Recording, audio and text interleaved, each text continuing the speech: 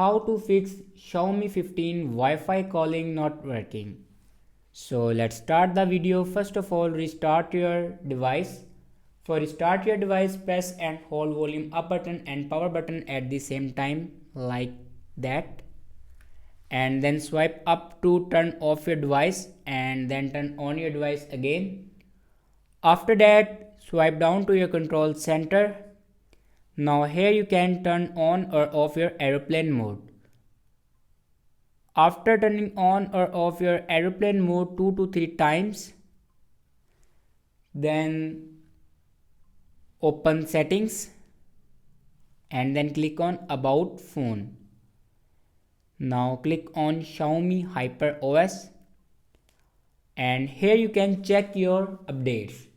If it doesn't update to latest version, then update it to latest version. After that, go back to the main page of your settings and then scroll down and click on additional settings. And then scroll down and click on factory reset. After the factory reset, your problem will be fixed. Thanks for watching this video.